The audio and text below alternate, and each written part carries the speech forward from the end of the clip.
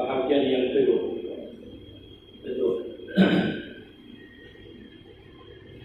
Perkataan, yaitu tiap-tiap perkataan yang mencaci, menghina,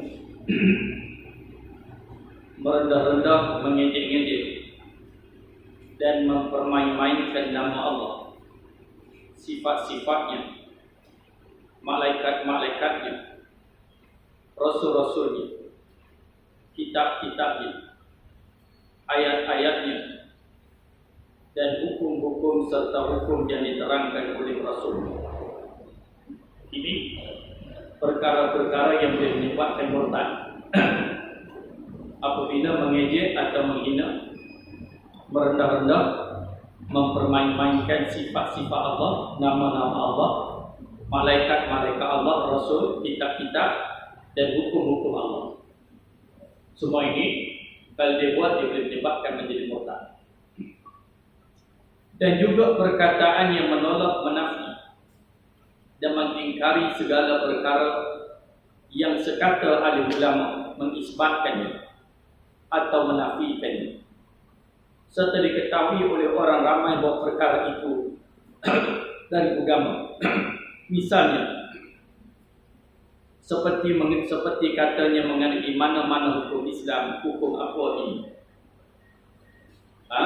Bila kata tak boleh, kita orang Islam ni kena jaga, ini hukum Allah.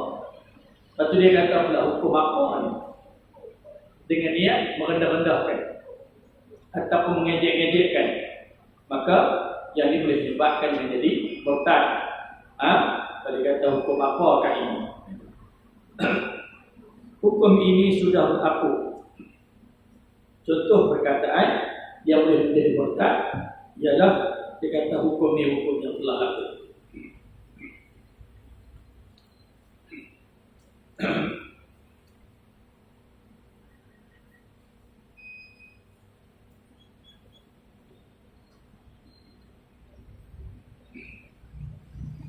Zaman sekarang tak patut diharamkan riba kerana menghalangi kemajuan. Itu perkataan boleh jadi murtad. Zaman sekarang kita tak boleh nak halang riba ni. Kalau kita halang riba, menghalangi kemajuan. Zaman dulu bolehlah, zaman sekarang ni riba-riba ni kita tak boleh nak halang dia. Kerana kalau kita halang riba, ekonomi kita tak berkembang dan tak maju. Kataan begitu juga boleh menjadi murtad. Kalau siapa kata kena mengucap balik. Dalam zaman yang serba maju ini, kaum wanita tak perlu dibungkus-bungkus. Zaman sekarang ni, zaman maju, zaman teknologi ni, wanita ni tak perlulah nak bungkus betul. Semua. Itu perkataan merendah-rendahkan menjadi murtad. Berzina kalau suka sama suka, apalah haramnya? Berzina ni kalau suka sama suka, nak haram apa? Kalau cakap lagu tu boleh jatuh kafir. Perkataan boleh jadi kafir. Minum arak kalau dengan tujuan hendak dengan tujuan untuk menyihatkan badan, untuk beribadah, apa salah? Dia kata kalau kita minum arak supaya badan kita sihat, segar, tenang untuk kita melakukan ibadah, mana ada salah? Nak salah apa pula? Maka yang itu jatuh kafir. Kalau hendak sangat menurut hukum-hukum Islam sampai kiamat, kita tak maju. Kita ni kalau nak laksana hukum Allah Ta'ala, hukum Islam, sampai kiamat kita tak maju. Kata gitu jadi kafir. Dia kena mengucap balik. Ini perkataan-perkataan yang disenaraikan menjadi kafir. berkata perbuatan yang demikian tidak beradab.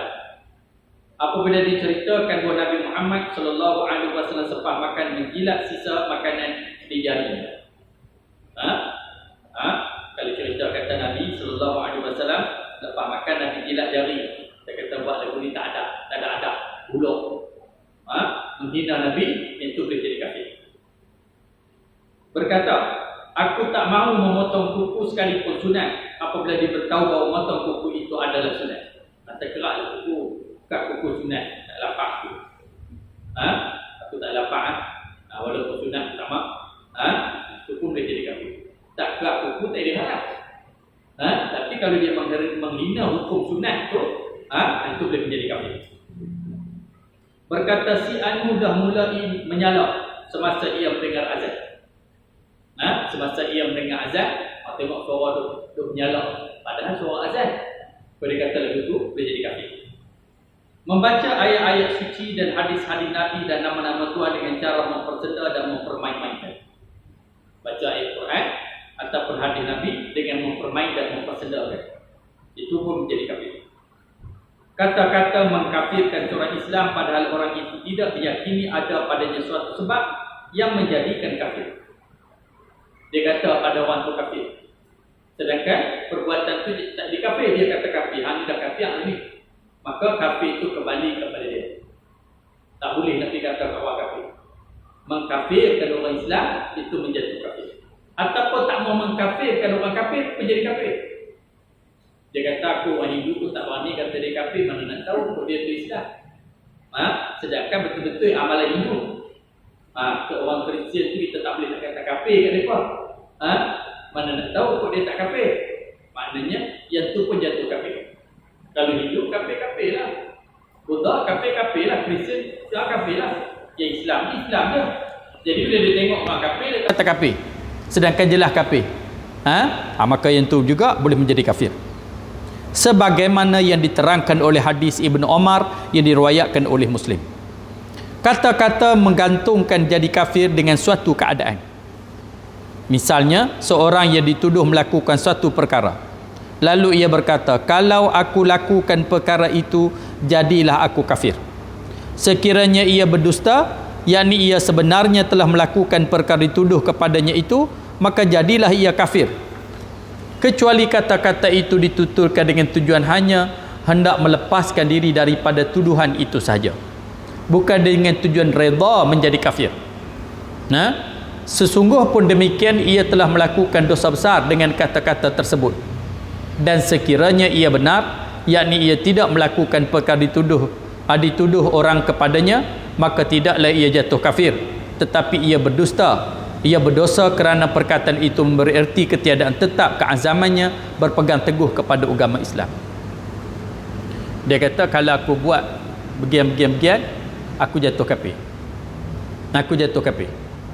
Tiba-tiba benda tu dia buat, maka dia jatuh kafir.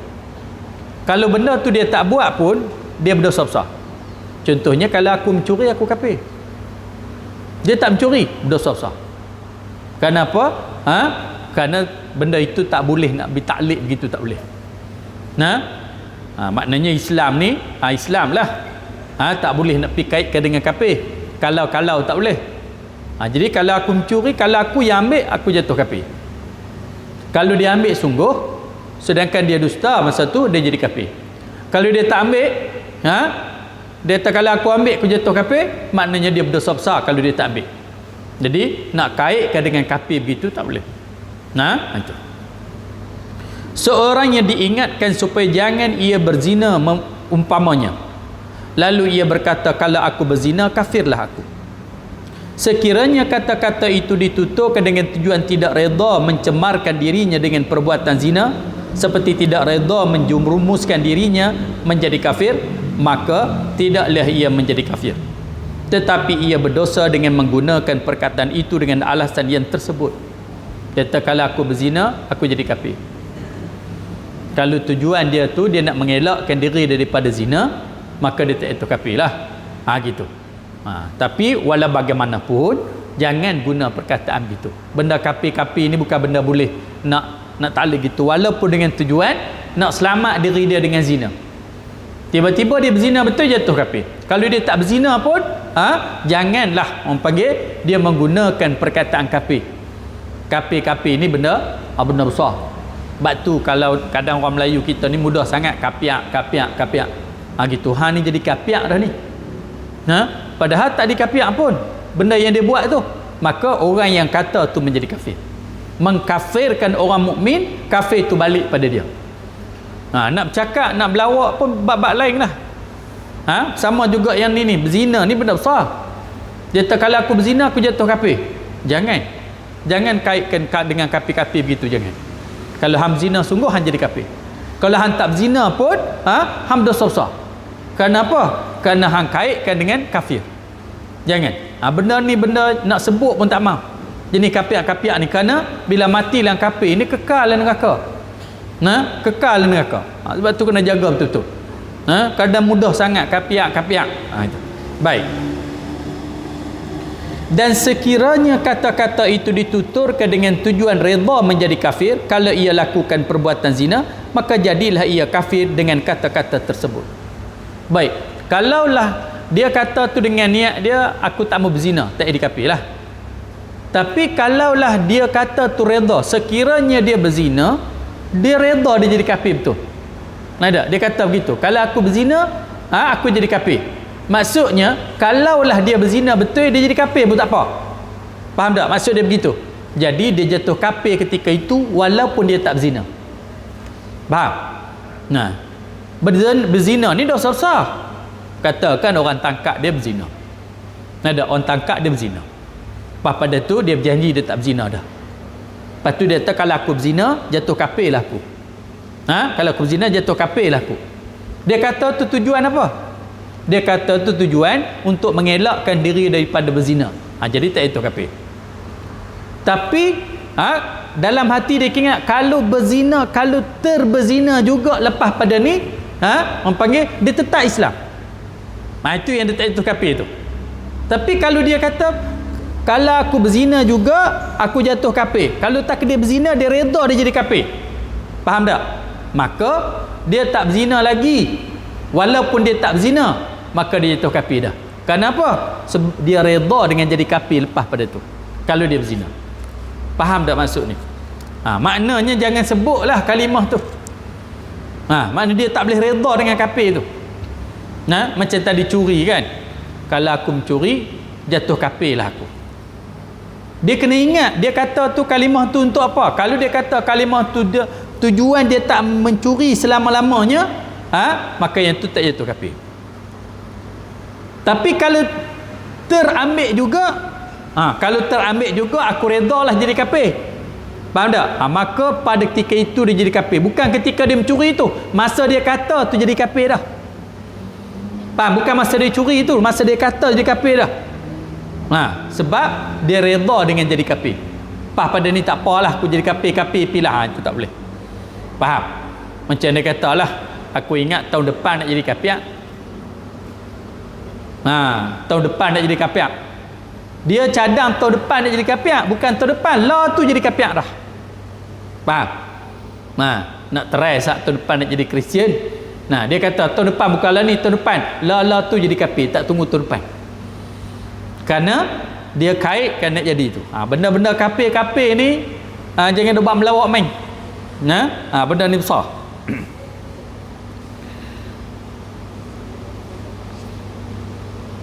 Kerana apabila seorang Islam redakan kufur, maka menjadilah ia kafir.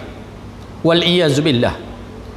Hukum yang tersebut terkandung dalam hadis Sabit bin Dhahak yang diriwayatkan oleh Muslim dan Ibnu Majah. Bahagian yang ketiga, perbuatan. Yang tadi perkataan yang jadi kafir. Bahagian yang ketiga, perbuatan yang jadi kafir. Tiap-tiap perbuatan yang dilakukan untuk menghormati dan mengagungkan mana-mana makhluk dengan cara yang ditentukan hanya untuk membesar dan mengagungkan Allah Ta'ala. Yang jadi kafir ni tiap-tiap perbuatan yang hanya untuk mengagungkan Allah Ta'ala. Tiba-tiba perbuatan itu dibuat untuk makhluk, jadi kafir. seperti sujud kepada makhluk walaupun dengan tidak niat untuk menghormatinya, sama seperti Tuhan. Seperti mana sujud pada makhluk. Sujud pada makhluk walaupun dia tak niat nak sujud dengan niat Tuhan, tapi dia sujud kepada makhluk, maka menjadi kafir. Menjadi kafir. Termasuk pada ibu bapa. Kadang-kadang kan sujud di kaki ibu bapa, tak boleh. Sujud di kaki suami, tak boleh. Nabi SAW sebut, seandainya manusia boleh sujud sesama manusia, aku suruh isteri sujud pada suami. Tapi kerana manusia tak boleh sujud sama manusia, walaupun isteri tak boleh. Nak tunjukkan tak boleh nak pergi sujud di kaki ibu, nak sujud di kaki isteri, nak sujud di kaki suami, tak boleh. Mak ni ialah kita nak peluk dia, kita nak cium dia, kita nak kucuk dia, kita nak sayang dia, itu tak apa. Tapi nak sujud macam sujud dalam sembahyang pada ibu, yang tu tak boleh. Kerana sujud ni hanya tertentu kepada Allah Subhanahu Wa Taala. Itu. Baik. Seperti sujud kepada makhluk walaupun dengan tidak niat untuk menghormatinya, sama seperti Tuhan. Atau tunduk kepada mana makhluk sehingga sampai kepada had sekurang-kurang rokok sembahyang dengan tujuan menghormatinya. Seperti menghormati Allah. Dia beza tau. Kalau sujud kepada makhluk macam sujud sembahyang, menjadi murtad. Walaupun dengan tidak niat sekalipun. Tapi kalau rokok, tunduk dengan niat nak menghormati manusia macam Allah, yang tu jadi murtad. Tapi kalau dia tunduk saja, tak jadi murtad. Sebab itu kalau kita nak hormat pada orang, boleh kita tunduk hormat, tapi jangan sampai hak rokok. Faham tak? Tunduk sikit boleh lah, tapi jangan sampai hak rokok. Rokok ni dah semayang dah. Ada? Ada kadang tunduk lebih pada hak rokok. Itu tak boleh. Kalau sujud pada makhluk dengan tak ada niat apa-apa, tapi macam sujud semayang, jadi kafir. Kalau rokok dengan niat membesarkan seperti mana kita membesarkan Allah, jadi kafir. Kalau tak niat, tak dikafir. Tak niat, tak dikafir. Jadi sebab itu kalau kita nak tunduk hormat kepada orang, jangan sampai hak rokok. Biarlah rokok ni untuk Allah Subhanahu Wa Taala saja. Macam kita lalu depan orang kan, orang perempuan lalu depan orang, minta lalu sikit dia tunduk tu sampai hak rokok, macam rokok tu. Itu tak boleh haram. Tak boleh. Tunduk sikit kenalah, sekali jalan melenggak pula sampai tak tunduk langsung depan orang. Tunduk sikit tu sebagai tanda kita ni orang yang beradab. Tapi kalau tunduk banyak sangat sampai hak rokok, yang tu dah tak betul. Faham? Melakukan upacara ibadah terhadap suatu makhluk yang disembah oleh orang-orang kafir menurut upacara yang mereka lakukan. Lakukan upacara ibadah, lakukan upacara ibadah terhadap makhluk seperti mana dilakukan oleh orang-orang kafir, maka itu juga boleh menjadi murtad. Tak kira lah dia pergi puja lembu ke, dia pergi puja pokok-pokok ke, dia pergi puja pongsu ke, macam mana orang kafir buat, maka dia jatuh kafir. Dia jatuh kafir. Itu jaga, jangan buat. Itu. Melakukan mana-mana cara ibadah terhadap yang lain daripada Allah Azza wa Jalla. Dia nak masuk gereja, dia masuklah. Tak apa, dia nak masuk kuih Hindu, dia masuklah. Tapi dia masuk, dia buat macam mana orang Hindu buat dalam kuih. Dia buat macam mana orang Kristian buat dalam gereja. Yang tu jadi kafir. Dia niat tak niat, tu lain pasal. Tapi kalau dia masuk, dia nak ziarah, dia nak tengok macam mana apa semua, dan dia tak buat upacara keagamaan di dalam tu, maka tak jadi kafir lah. Bahkan pakaian pun sama. Kita masuk, kita pakai pakaian mereka lah. Kita pakai pakaian kita lah, jangan duk pakai pakaian mereka. Tapi kalau kita masuk dalam kuih, buang habis pakai macam pakaian mereka, habis tak ada apa dah, maka yang tu boleh menjejaskan akidah. Nak jaga. Cakap nak masuk, nak tengok apa semua, tak ada apa. Jangan masuk dalam tu. Kita nak ajuk upacara. Jenis agama-agama lain pula, tuan-tuan sekalian, mereka tak kisah. Mereka buat macam mana sembahyang, walaupun dia tak Islam. Dia try buat ibadah macam kita, dia puasa macam mana kita puasa. Bahkan kita pun galak supaya dia dekat diri dengan Islam. Dan agama dia pun tak ada murtad-murtad ni, tak ada. Kita tak boleh. Kita ada garis panduan. Nah itu. Baik. Meletakkan ayat-ayat suci, hadis-hadis Nabi, nama-nama Tuhan, rasul-rasul, malaikatnya dan ilmu-ilmu agama di tempat najis. Atau kotor dengan tujuan menghina dan merendah-rendahkannya. Kalau tidak dengan tujuan tersebut, maka hukumnya tetap haram. Kalau letak kitab Al-Quran, hadis-hadis Nabi, kitab agama di tempat-tempat yang dipandang hina, tautlah bekas sampah ke, tautlah tong sampah ke, ludah pula naik atas tu, maka yang tu jadi kafir. Tapi kalau Quran dia letak rata, kadang-kadang letak di bawah kerusi, atas kerusi, letak tempat-tempat tak sepatutnya, tapi dia tak niat menghina, jenis orang panggil tak ambil berat, kadang berterabur letak kata yang ini tidaklah menjadi kafir, tetapi haram kerana dia tak sepatutnya buat begitu. Tak sepatutnya buat begitu. Itu. Tengok yang ni. Tapi kalau dia tahu di tempat yang hina dengan niat nak menghina, maka yang tu tidak haram. Yang tu menjadi kafir. Tetapi jikalau sekiranya dia letak di tempat yang nampak macam hina, tapi dia tak terniat pun lagu tu, mungkin leka lalai dia, maka yang tu berdosa. Maknanya Quran, kitab-kitab agama, kitab-kitab hukum-hukum syarak, letaklah di tempat yang mulia. Di rumah kita tu kena ada rak untuk kita simpan kitab-kitab. Jangan kitab ni pergi letak bercampur gaul dengan buku-buku lain, majalah-majalah yang merapu. Kita nampak macam kitab yang mulia, kita tak muliakan, walaupun tak jadi murtad, tetapi haram kerana kita letak di tempat yang tidak sepatutnya. Kalau tidak dengan tujuan yang tersebut, maka hukumnya tetap haram. Demikian juga haramnya menggunakan kertas-kertas yang tertulis padanya ayat-ayat suci, hadis-hadis Nabi, nama-nama Allah serta ilmu agama untuk membungkus, mengesak serta menyapu sesuatu. Tak boleh. Nak bungkus nasi lemak ke? Apa dia lagi? Nak ambil kertas-kertas yang tulis ayat-ayat Quran hukum agama, nak lap ayat tumpah ke, maka yang tu tidak boleh. Mengesak serta menyapu sesuatu, tetapi kalau perbuatan dilakukan itu dengan tujuan menghina atau mempersendakannya, maka orang yang melakukan itu menjadi murtad. Kalau niat dia nak nak merendah-rendahkan ayat suci ataupun kitab-kitab ataupun hukum-hukum syarak, menjadi murtad. Tapi kalau tak niat, dia jenis itu capai ambil ada buat lap ayat, buat bungkus, orang mari apa semua nak bungkus bagi apa, buh nasi lemak ke, bungkus apa-apa ke dengan kertas yang ada tertulis ayat-ayat suci Al-Quranul Karim, dan dia tak niat nak hina, tapi jenis buat mudah-mudah lagu tu, yang tu haram hukum dia. Haram. Kena jaga betul yang ni. Baik. Yang 5, meninggalkan sembahyang. Orang yang meninggalkan sembahyang fardu, jika ia engkar wajibnya, jadilah ia kafir murtad, keluar daripada agama Islam.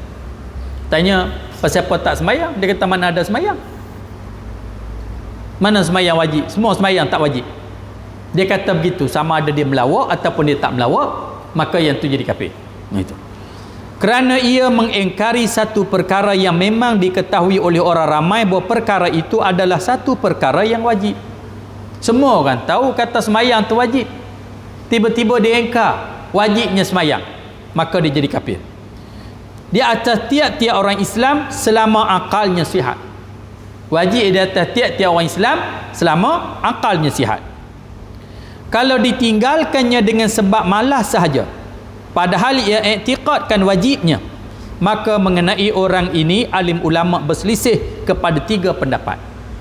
Baik, ulama bersepakat mengatakan dia tak semayang, tapi dia pegang dalam hati dia mengatakan semayang tu tak wajib, maka semua ulama mengatakan kafir orang ni.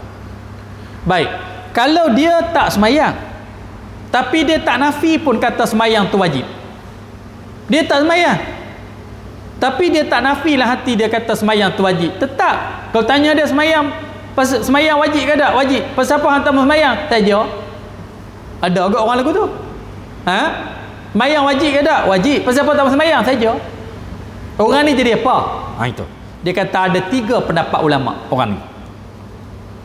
Pertama, orang itu tidak menjadi kafir, tetapi ia menjadi fasik yang wajib atas pihak yang berkuasa bertindak menyuruhnya bertaubat kembali mengerjakan sembahyang. Sekiranya ia tidak mahu bertaubat, maka kena dilakukan keasalnya hukuman had, iaitu dibunuh dengan pedang. Orang ni hendaklah pihak berkuasa suruh dia bertaubat, suruh dia sembahyang. Suruh tak mau, suruh tak mau, suruh tak mau, suruh tak mau, sampai satu peringkat pihak berkuasa boleh jatuhkan hukuman bunuh terhadap orang Islam yang tak mau sembahyang. Yang jatuhkan hukuman tu bukan individu, kerajaan. Pihak yang berkuasa. Itu satu. Yang kedua, orang itu jadi kafir juga sama ada dengan keadaan orang yang sama dengan orang yang mengingkari wajibnya. Kata setengah ulama, orang tak sembahyang tu kafir. Orang tak sembahyang tu kafir. Man taraka salatan, siapa tinggal sembahyang faqad kafar, sesungguhnya orang tu jadi kafir. Man taraka salatan muta'ammidan faqad kafar. Jihara, siapa yang tinggal sembahyang dengan hal keadaan sengaja, sesungguhnya ia kafir dengan nyata. Orang kafir. Jadi ada ulama mengatakan orang tinggal sembahyang ni kafir. Setengah mazhab. Sebab tu tengok sesungguh orang Bangladesh ni tuan-tuan dia semayang. Kok mana pun dia semayang juga. Sebab dia pegang pendapat mengatakan tak semayang tu kafir. Sesungguh orang mazhab macam Arab tu Arab sama. Pakai seluar pendek pun dia semayang. Pakai seluar pendek pun dia semayang. Kalau duduk mai ikut tempat kita kalau kahwin lagi banyak seluar pendek dah masuk waktu semayang dah semayang. Pasal apa? Dia takut kafir. Kerana ada pendapat ulama mengatakan kalau tak sembahyang dia jatuh kafir. Jadi dia sembahyang tak tinggal, cuma sembahyang je dia cucu apa dia tak tahu. Dia bergaru, dia nak garu sana garu sini, pusing sana pusing ikut dia. Yang penting dia sembahyang. Tu cerita dia. Dengan seluar pendek dengan apa semua ikut dia. Tu.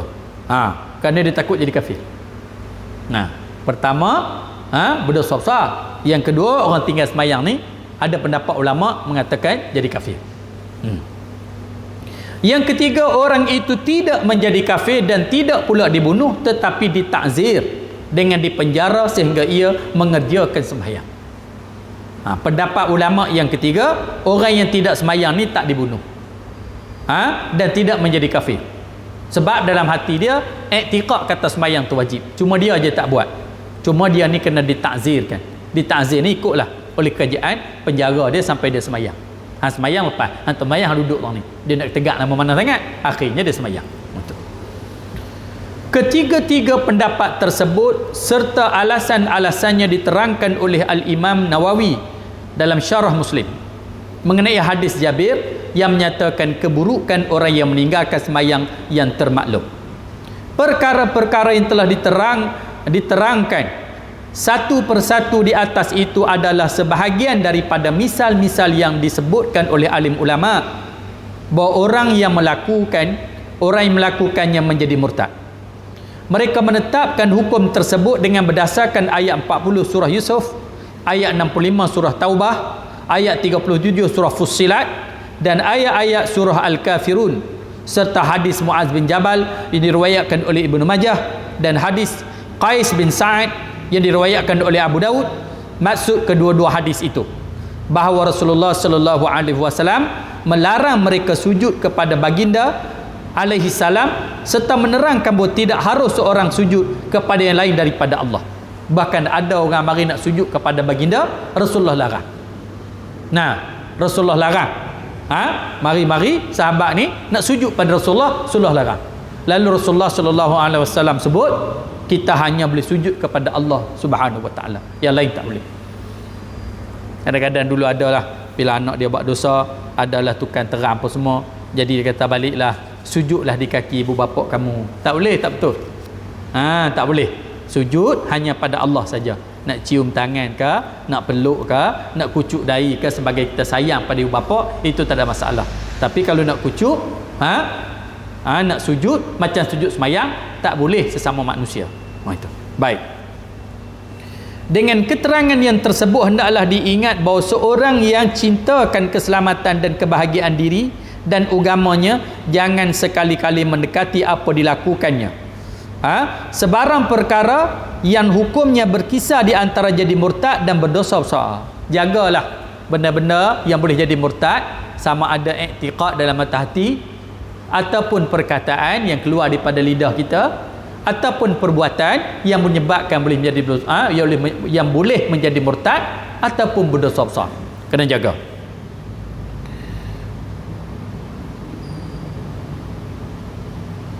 Sebarang perkara yang hukumnya berkisar di antara jadi murtad dan berdosa besar, semoga Allah selamatkan kita dengan taufik dan hidayahnya. Cara masuk Islam. Baik, jikalau sekiranya dia buat perkara-perkara yang boleh menjadi murtad, cara dia nak masuk Islam balik. Mana-mana orang yang hendak masuk Islam, sama ada orang murtad ataupun orang kafir asli, hendaklah ia menyempurnakan perkara-perkara yang berikut. Orang murtad ataupun orang kafir yang asli nak masuk Islam sama. Jadi cerita dia, masuk Islam ni sama ada orang murtad ataupun orang yang kafir, yang asalnya kafir nak masuk Islam, cara nak masuk Islam tu sama. Kadang-kadang kita ingat orang murtad ni biasa aja dah jadi kafir dah. Kadang tak sedar pun kafir. Lepas perkataan mudah aja jatuh kafir. Hang kena masuk Islam balik. Masuk Islam macam mana? Macam orang kafir nak masuk Islam lah, sebab hang dah kafir. Itu. Baik. Pertama, melafazkan dua kalimah syahadah. Asyhadu an la ilaha illallah wa anna Muhammadar Rasulullah. Tu melafazkan dua kalimah syahadah. Semolek-moleknya dengan lafaz tersebut, dah hendaklah diberi faham kepada orang melafazkan itu akan maksud kandungan dua kalimah syahadah yang tersebut serta diakui maksudnya itu. Kalau orang yang baru masuk Islam, kita terang sikit sebanyak kalimah syahadah ni apa. Asyhadu an la ilaha illallah wa asyhadu anna Muhammadar Rasulullah. Aku bersaksi bahawa tiada Tuhan yang sebenar-benarnya Tuhan hanya Allah. Aku bersaksi bahawa Muhammad itu ialah Rasulullah, pesuruh Allah. Terang sikit-sikit kat dia. Lepas tu bagi dia masuk Islam. Mengucap dua kalimah syahadah. Memada juga menyebut erti dua kalimah syahadah itu dengan bahasa sendiri serta mengakui maksud kandungannya. Memadai menyebut dengan yang demikian bukan sahaja kepada orang yang tidak mengetahui bahasa Arab, bahkan juga kepada orang yang mengetahui bahasa Arab itu. Itu. Juga memadai dengan menyatakan pengakuan hatinya bahawa Allah ialah Tuhan yang Maha Esa dan Nabi Muhammad sallallahu alaihi wasallam ialah utusan Allah. Kepada orang kafir yang berpahaman bahawa kerasulan Nabi Muhammad sallallahu alaihi wasallam hanya kepada bangsa Arab saja, hendaklah ditambah pengakuannya bahawa kerasulan baginda sallallahu alaihi wasallam umum kepada umat manusia seluruhnya. Kalau dia kata begitu. Contohnya dia kata Nabi Muhammad ni rasul untuk orang Arab saja. Hak lain-lain tak, rasul untuk orang Arab saja. Orang kata kat dia, hang kata lagu tu boleh jatuh murtad. Nabi Muhammad ni rahmatan lil alamin, rahmat bagi sekalian alam, rasul bagi seluruh alam, bukan untuk orang Arab saja. Hang ni dah jatuh kafir. Tiba-tiba dia nak kembali balik pada Islam. Dia kena mengucap asyhadu an la ilaha illallah wa asyhadu anna Muhammadar Rasulullah, dan dia kena mengaku pula bahawa Nabi Muhammad itu rasul kepada seluruh umat manusia di alam ini. Gitu. Bukan untuk orang Arab saja. Dia kena tarik balik perkataan dia tu, bahawa aku bertaubat apa yang aku kata Muhammad ini rasul untuk orang Arab saja, bahwasanya Nabi Muhammad ini rasul untuk seluruh umat manusia. Itu. Dia kena bertaubat balik perkataan dia tu. Kalau dia kata hukum Islam tak layak, dia mengucap balik dan dia kata aku bertaubat, mengatakan hukum Islam tak layak. Aku mengaku bahawasanya hukum Islam hukum yang paling sesuai dan layak. Tengoklah dia kata apa. Dia kata apa? Dia buat apa? Dia kena kembali balik apa yang dia kata itu, kena tarik balik. Itu bahasa kita. Kepada orang yang menjadi murtad dengan mana-mana satu sebab yang diterangkan dahulu, hendaklah ditambah pengakuannya bahawa ia bertaubat daripada melakukan perkara yang sebabnya yang dia telah menjadi murtad. Kepada orang Islam yang telah murtad, selepas dia mengucap dua kalimah syahadah, hendaklah dia tarik balik apa yang dia kata, apa yang dia buat. Kalau dia kata hukum zina ni kejam, Dia kena mengucap, dia kena tarik balik apa yang dia kata tu. Aku bertobat apa aku kata hukum terhadap penzina ini kejam, bahawasanya hukum Allah Ta'ala lah hukum yang paling adil seadil-adilnya. Dia kena lafaz balik, tarik balik benda yang dia kata tu. Semoga Allah menjauhkan kita daripada apa jua yang merosakkan iman dan Islam, dan dengan mengurniakan kita taufik dan hidayah ke dalam keselamatan dan kebahagiaan. Itu. Baik. Ini habislah perkara-perkara yang boleh menjadi murtad. Dalam hadis tu panjang huraian dia tu. Tu kita tengok hadis yang seterusnya, hadis 137. Tu. Saya baca huraian tu panjang. Ke depan tu tak apa. Tengok hadis ke depan balik tu. Hadis yang 137. Muka surat apa? 426 pada kita.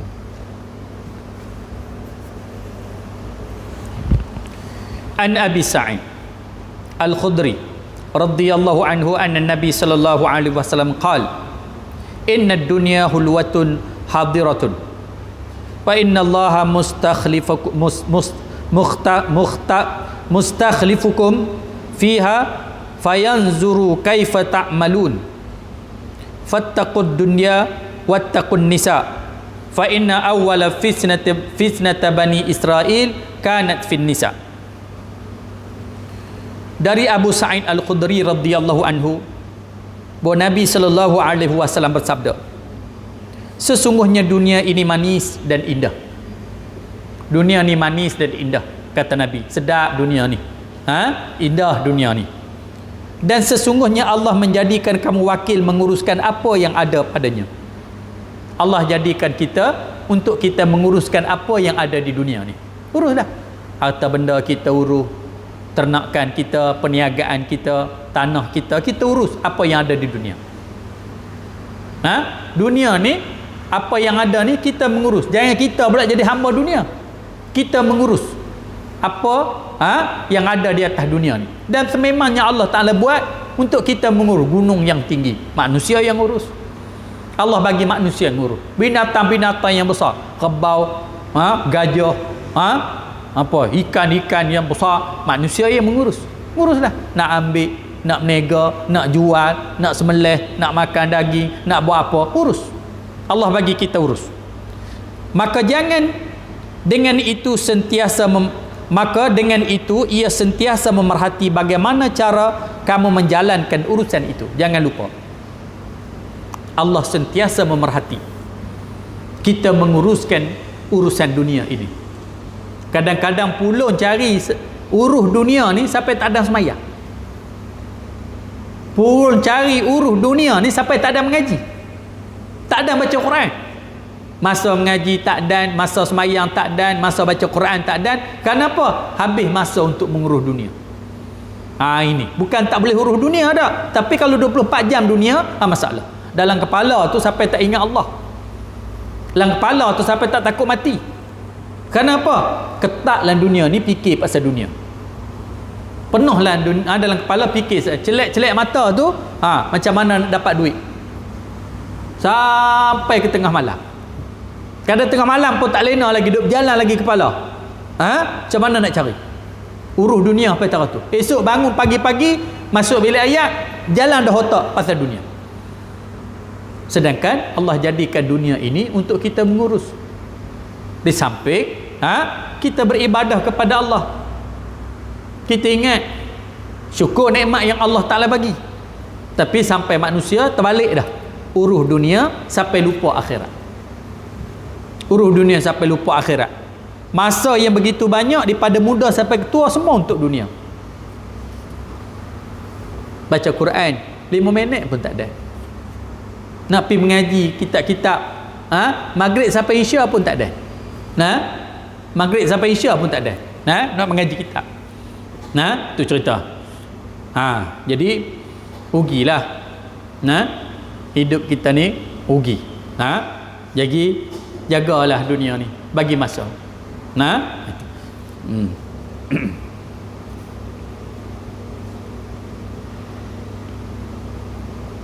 Oleh itu hendaklah kamu menjaga diri kamu dari keburukan yang disebabkan oleh dunia.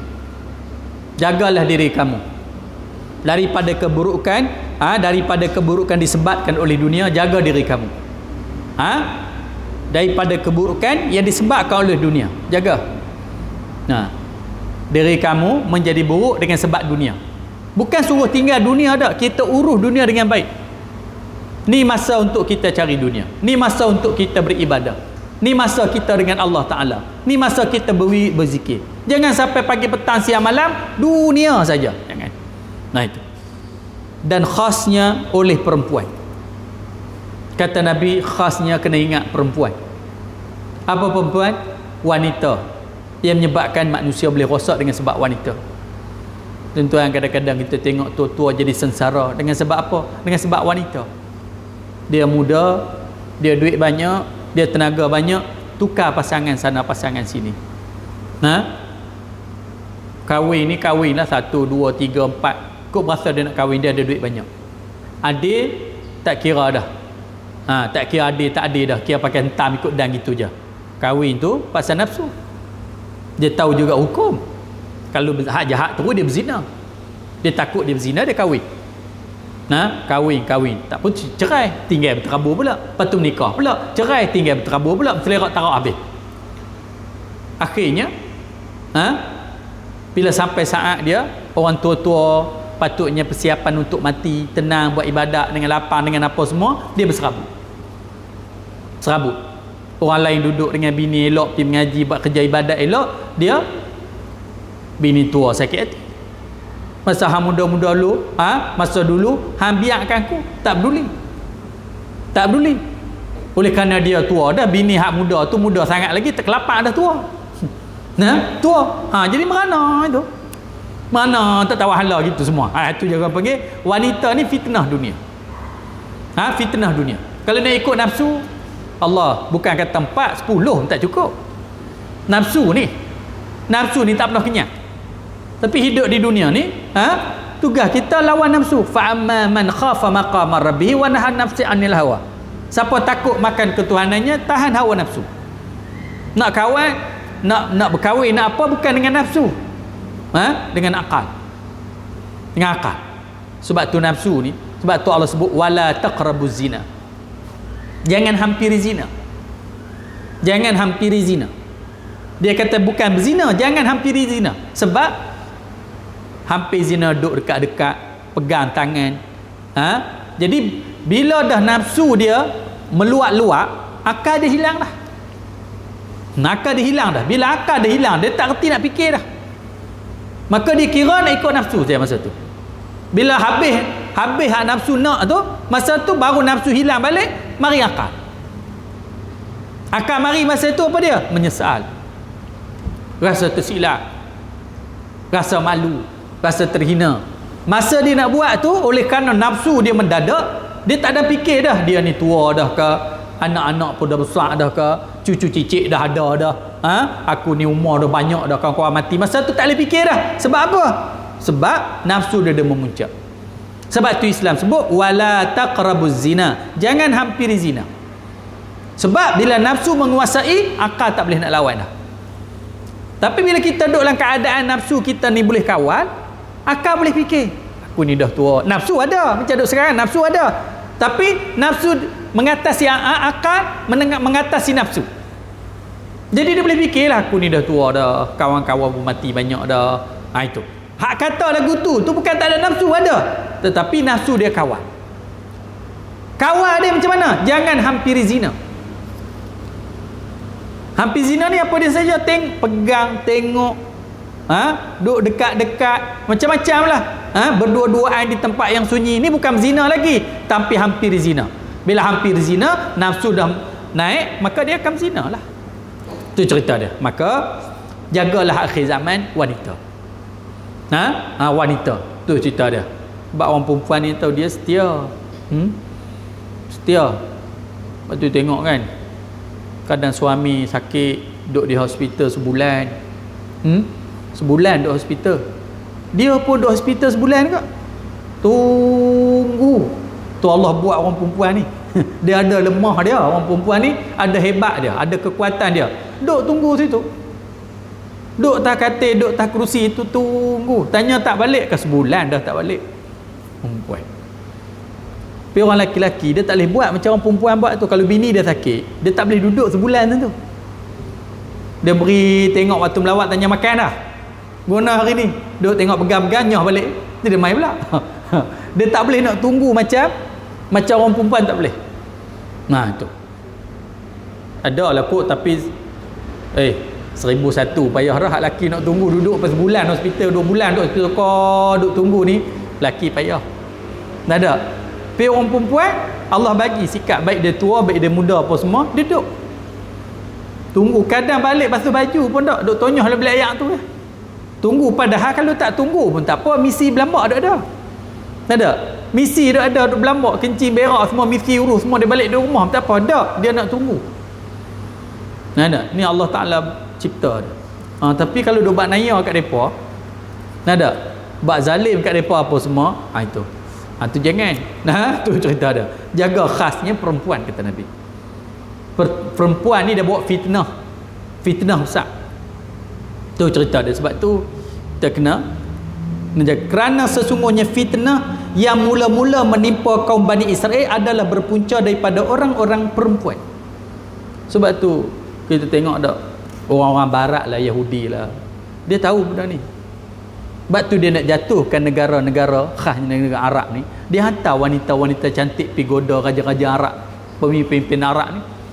Ada akhirnya pengaruh apa semua. Maka boleh kat dia boleh bini boleh jadi bini habis ikut dia semua. Tu jaga. Dan akhir zaman kata Nabi fitnah yang paling besar ialah wanita. Fitnah paling besar ialah wanita. Tu cerita. Sebab tu kadang-kadang kita tengok dia cukup sayanglah kat anak-anak. Balik rumah peluk, cium, dekat apa semua anak apa semua, duduk rumah elok. Tapi kok mana tak tahu jatuh cinta kat perempuan mana tak tahu semua. Anak ada balik duk cium hari-hari dia boleh tinggal jaga main. Dia ada mabuk tu ada. Dia boleh tinggal dia pi tengah je. Gitu. Dia nak balik pula tak tahulah bila apa semua. Jaga main-main.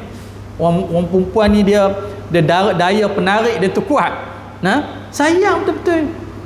Anak-anak sayang peluk dekat apa semua tak kira lah. Tapi bila dah lekat dengan orang perempuan, dia boleh hilang senyap gitu je. Yang main-main. Tu cerita dia. Fitnah yang terbesar di akhir zaman ialah perempuan.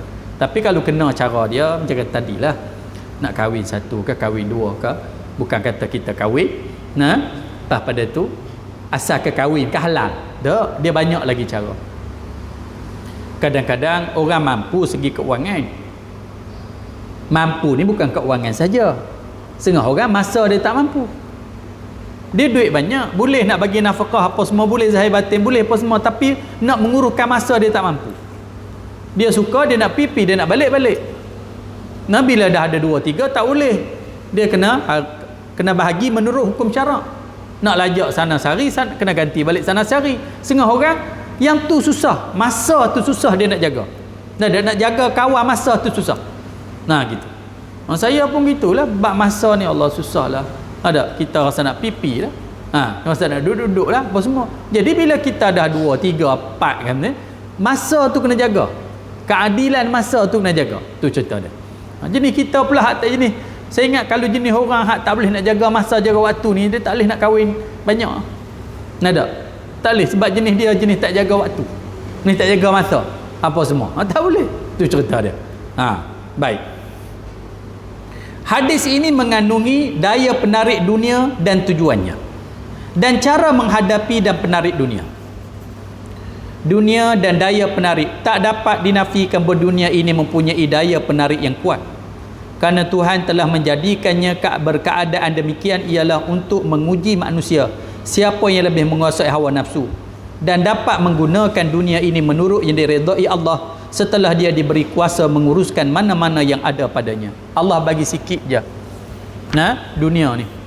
Kadang-kadang kita tengok Allah umur pun dah banyak dah jatuh sakit dah, baru ni dekat nak mati dah.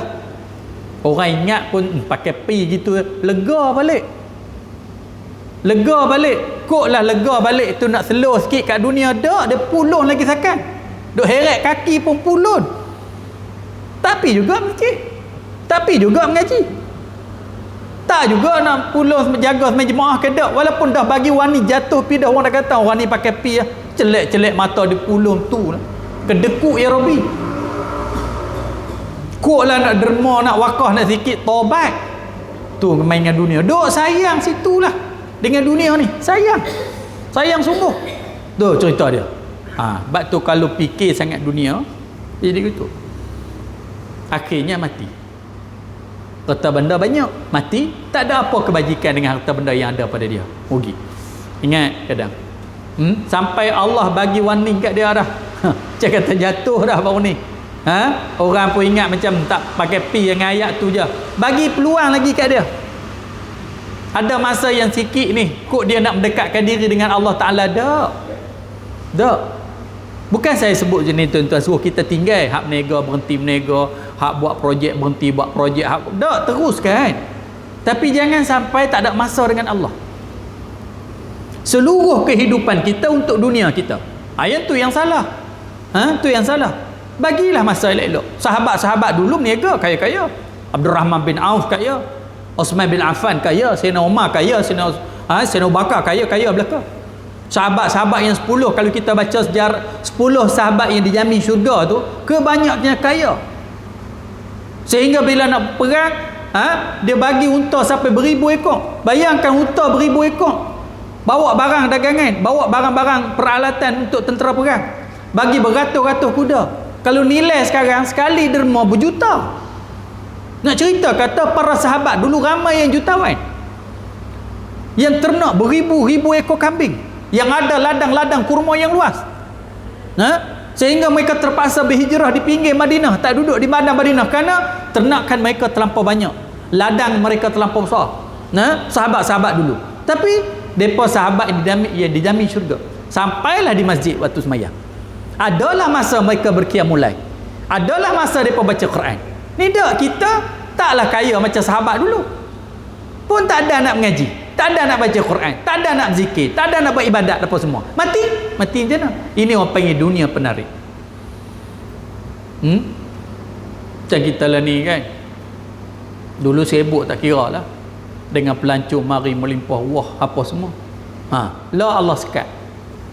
Kau duk nganga saja. Kau nak penuh kau masjid lagu tu ke? Kok subuh-subuh ni kok nak penuh masjid pada belakang pun tengok duk lagu tu juga. Kalau tak apa tak tu pun tak sedap lagi. Allah bagi warning. Allah boleh bagi rezeki, Allah boleh tarik bila-bila masa. Yang ada bunyi duk meratui.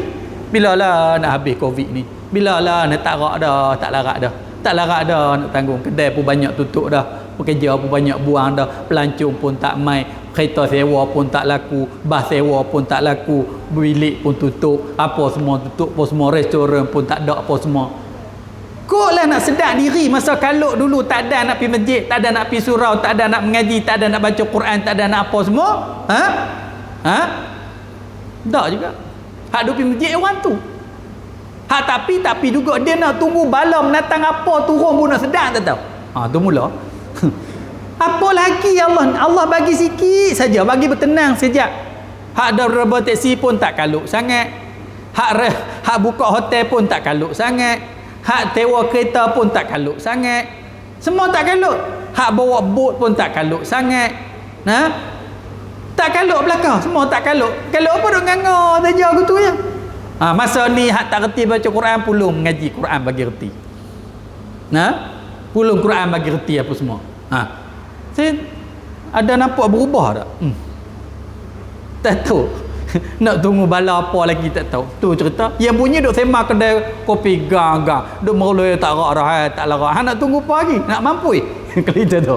Nak tunggu apa lagi? Bala apa nak turun pun nak sedar. Ni Allah hantar makhluk yang tak nampak halus je pun manusia tak boleh lawan satu dunia. Tu cerita. Tutup semua airport. Ni kata baru ni teruk dah. Kita ni teruk ada ditutup pula Kuala Lumpur dengan Selangor lagi teruk. Selangor Kuala Lumpur tak buka nak tutup pula Penang hari ni. Boleh mampu ni. Nak tutup lagi. Apa semua? Tak apalah. Dia nak suruh kita bertenang sejak, fikir di mana silap kita, di mana salah kita, apa semua. Mungkin masa ni kita pulun dunia sangat sampai tak ada masa. Sampai tak ada masa. Tapi tahulah aduk dengar orang mengaji tak apa. Tak mengaji. Jatuh dah sembang tu. Tak ada apa. Duk kisah gunung-gunung 2500 sembang apa semua. Itu. Patutnya masa ni lah masa untuk kita mendekatkan diri. Tidur awal, bangun awal. Dah tak kalut apa. Esok kalut lain pula. Masa tak kalut pun tak buat, masa kalut langsung. Duk kalut kereta sewa, duk kalut bilik sewa, duk kalut kedai, duk kalut restoran, duk kalut guna kalut pula. Masa tak kalut pun tak buat ibadat, masa kalut pun tak buat ibadat, habis. Ini dunia, penarik dunia. Ada. Kita ingat, kita fikir cara positif. Allah bagi sekarang ni untuk kita bertenang. Inilah masa. Ni masa. Tu cerita dia. Untuk kita mendekatkan diri pada Allah Subhanahu Wa Taala. Tu cerita. Sama-samalah kita insaf. Itu. Baik. Cara menghadapi penarik dunia. Bagaimana cara menghadapi penarik dunia? Rasulullah sallallahu alaihi wasallam menyuruh umatnya memelihara dan mengawal diri daripada diruntun oleh kemanisan dan keindahan yang menjadi penarik dunia, dengan sentiasa bertakwa dan mencegah diri daripada melakukan segala yang dilarang Allah, serta menyempurnakan suruhannya sambil mengingati kerendahan mutu segala kesenangan dan kemewahan yang ada di dunia, dan kesingkatan masa berbanding dengan segala nikmat di akhirat yang kekal abadi. Di antara daya penarik dunia ditentukan oleh Rasulullah sallallahu alaihi wasallam supaya seorang memelihara dan mengawal diri daripada runtunya ialah daya penarik perempuan. Daya penarik perempuan. Itu. Kerana daya penarik amat kuat sehingga laki-laki yang tegas pendiriannya dan bijak pandai sanggup memusuhi akal fikirannya, menentang ilmu pengetahuannya dan meruntuhkan rumah tangganya dan melanggar undang-undang negara dan hukum agama sebagaimana terkandung dalam hadis Abu Sa'id Al-Khudri yang diriwayatkan oleh Bukhari dan Muslim. Tu dia sebut orang perempuan ni, laki-laki yang tegas, garang, dia kena perempuan jadi lembek habis. dia sebut gitu. Dia kena garang, bukan main tegas, bukan main apa semua. Dia tersangkut dengan perempuan, hak garang tu jadi tak garang dah, meleleh macam lepak liat tu. Habis tu dia kata bila kena perempuan habis. Hak garang pun dah tak garang dah, hak cengeng pun dah tak cengeng dah, hak tegas pun dah tak tegas dah, habis. Tu kata orang main-main. Bahaya orang perempuan ni. Bahaya. Orang panggil yang berprinsip dah tak berprinsip dah. Kadang-kadang sanggup melanggar, hancur rumah tangga, hancur pi. Tu macam tadi, hancur pi rumah tangga. Kadang-kadang bukan kata apa, ustaz pun berterabur habis jumpa serban dah kerana perempuan. Tuan-tuan. Main dengan perempuan berselerak tarak habis dah semua. Bahaya orang perempuan ni Nabi sebut. Fitnah paling besar di akhir zaman perempuan. Perempuan, laki-laki yang tegas, sado, kuat, berprinsip, garang apa semua, bolehlah. Bila orang perempuan buat lembek, tengkok kat dia apa semua, lawa pula berselerak habis hak prinsip-prinsip tadi. Hak tegas-tegas berterabur habis. Itu. Ada ni. Hak kitab tu saya baca dalam kitab ya. Hak kita dia tengok depan mata kita ni ada pasien lagu tu. Betul. Kadang tu semua. Habis. Hak tegas-tegas berselerak tarak habis dah. Pasal apa? Perempuan. Tak ada tegas. Garang-garang pun dah tak ada dah. Main tu. Tu tadi orang lelaki ni kalau nak lawan berkeli dengan depa, bila apa menang orang lelaki. Duk tak mengaku situ, duk situ lah. Tapi nak lawan dia dengan cara lembut dia. Fir'aun punyalah tegas, sebut nama Fir'aun, tahulah macam mana dia bunuh 70 kanak-kanak, 70,000 kanak-kanak masa tu. Kerana takut Nabi lahir, Nabi Musa lahir. Masa tu kebetulan yang lahir sungguh Nabi Musa AS, mak dia peranyuk kat sungai Nil. Dia peranyuk sungai Nil, Asia isteri dia duduk mandi tepi sungai Nil tu, tengok tu lalu. Tengok ada budak dalam tu. Budak laki-laki. Bawa balik rumah dia pula tak ada anak. Firaun kata budak zaman lah ni tak boleh kena bunuh. Dialah ni jatuh kerajaan aku. Bunuh ramai dah 70,000 dah. Kata Asia, ramai dah bunuh. Anak seorang ni, jatakan yang seorang ni pula. Asia buat lembut. pujuk Fir'aun. Akhirnya Nabi Musa AS yang nak jatuh ke kerajaan dia tu dibesar dalam istana Fir'aun. Pasal apa? Pujukkan isteri tu. Fir'aun pun kalah, tambah tak Fir'aun. Ni kata perempuan ni, Fir'aun pun kalah. Sebut kata Fir'aun, boy, memang dahsyat lah. Tambahlah kita ni. Panggil. Asyah pujuk Fir'aun. Fir'aun cayak. Padahal zaman tu dia bunuh 70,000 budak laki-laki kalangan Bani Israel. Takut lahir sungguh Nabi akhir zaman, Nabi yang akan menjatuhkan kerajaan dia. Macam ahli sihir dia beritahu. Padahal Nabi Musa tu lah. Tapi pasal apa boleh duduk dalam istana Fir'aun? Pasal Asyah. Isteri. Lepas tu orang lelaki dia kalah tanpa pujuk. Tu cerita dia.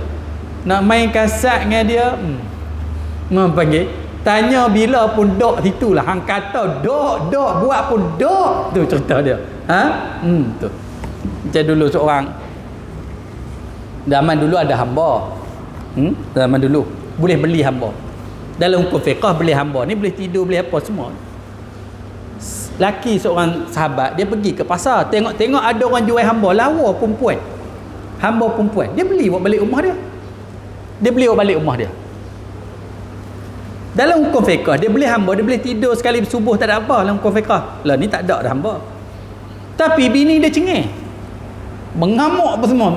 Jadi dia beli duk tengok saja hamba kerja, tak berani sebab bini dia cengeng. Dia pula takut kat bini. Cengeng. Hari tu bini dia keluar. Kalau kita ni keluar pergi pasar, keluar pergi mana-mana. Bini keluar, masa tu lah dia nak tidur dengan hamba dia. Dia beli lama dah. Tapi tak boleh tidur, bini cengeng.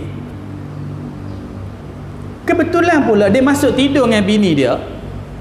Dia masuk tidur dengan hamba dia. Bini dia pergi sekat jalan, patah balik. Lupa menentang apa tak tahu, patah balik. Bila patah balik, dia tengok laki dia tidur dengan hamba. Mengamuk tu lah. Nada. Lepas tu dia kata, laki dia kata, "Dak, abang tak tidur Dia kata, "Mata ni yang tengok. Tidur." "Dak." Tu panggil wala duk situ lah. Dak. Walaupun tidur sungguh, laki bini dia kata, "Ni mata ni lah tengok. Tengok betul-betul abang tidur." Dia kata, "Dak, aku tak tidur. Dak situ lah." Tu orang lelaki punya style. Sudahnya, oleh kerana tak mau mengaku, bini dia kata, "Kalau abang betul-betul tak tidur dengan dia, abang baca." Maksudnya suruh baca Quran, menandakan tak tidur. Baca. Gitu. Si laki pula tadi ni, bini suruh baca, dia baca syair Arab. Bunyi macam Quran, bini tak reti Quran. Sebab tu orang lelaki kena cerdik. Dia tak baca Quran, dia baca syair Arab. Guru baca syair Arab. Yang bini duk ingat hak lelaki baca tu ayat Quran dah. Habis dia baca syair Arab, bini duk diam tanya. Lepas tu lelaki dia tanya, "Macam mana? Abang tidur ke tak?" Dia kata, "Kalau lagu tu mata saya silap." Mata hang dah betul dah, tapi hang tu bodoh, tak tahu tu syair bukan ayat Quran tu semua. Teratu je tapi dia. Tapi macam tadilah, fitnah yang terbesar di akhir zaman ialah wanita. Nama panggil. Fitnah akhir zaman. Orang lelaki pun kadang betul lah.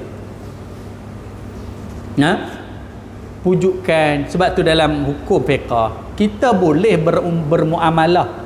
Orang nak jual barang, nak apa semua, orang perempuan dengan lelaki boleh bermuamalah, tapi dilarang menggunakan suara manja. Tak boleh. Ni kadang nak jual barang, tapi bahasa tu dengan lemah lembut, dengan tu yang menyebabkan orang lelaki lemah. Kalau nak menega cara menega. Ni bukan menega, mengorat. Ada. Dia larang tu orang perempuan ni kalau nak menega nak apa. Kalau cakap pasal menega, ni ya Allah cakap pemeleleh je apa semua. Orang lelaki dalam hati dia ada penyakit tu. Dalam hati dia ada penyakit. Sebab tu bermuamalah boleh, tapi jangan guna suara-suara manja. Ada orang passion lagu tu. Itu menyebabkan tu. Esok dia pi pun bukan pasal nak beli barang dah, pasal sedap dia dengar suara kawan tu. Lama-lama masalah. Panggil. Tu ingat. Sebab tu orang perempuan kalau dia bekerja macam di pejabat. Dia duduk pejabat-pejabat, duduk sekali kerja pejabat kerajaan semua sekali, laki-laki perempuan semua duduk kerja sekali. Tak apa kerja. Tapi janganlah berguna suara tu macam suara mengorat. Lembut, manja je apa semua. Orang lelaki tak boleh duduk. Pada. Bila dia guna suara lagu tu macam ada sebut tadi. Hak tegah pun dah tak tegah dah. Macam bos lah tuan-tuan, bos. Punyalah cengih bos tu dia pejabat. Jerokah, pumpiang apa semua. Tapi kalau dia terlekat dengan perempuan pejabat dia tu, hak cengih tak ada arah. Hak garang pun tak ada arah. Hak berprinsip tak ada dah. Lewat 5 minit macam nak pecah pejabat tu. Bila tersangkut dengan perempuan tu tuan, hak tu lewat sejam tak apa. Dia hilang habis. Tu kata, orang perempuan ni racun besar. Bahaya. Nabi ingat akhir zaman jaga. Orang panggil fitnah perempuan yang sangat besar. Itu. Rasulullah sallallahu alaihi wasallam tentukan daya penarik perempuan dengan ikatannya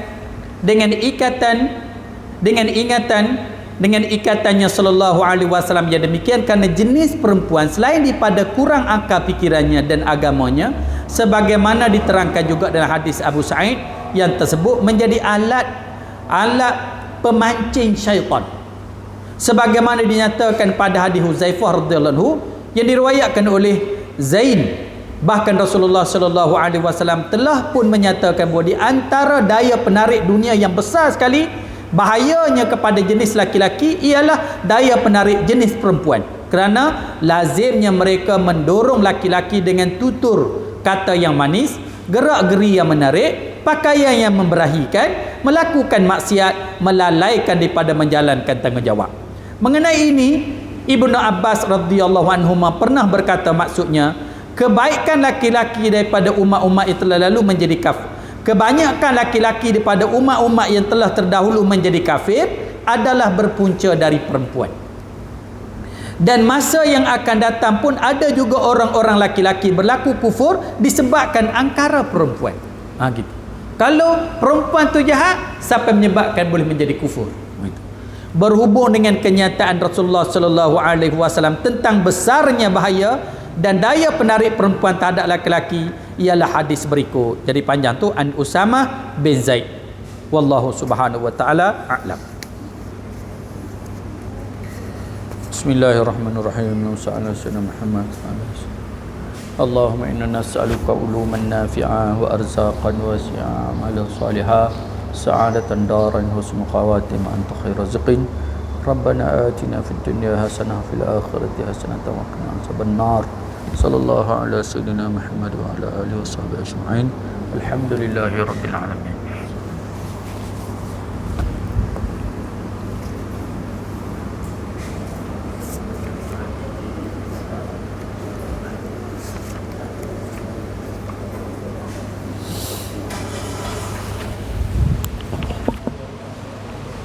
Terima kasih Ustaz.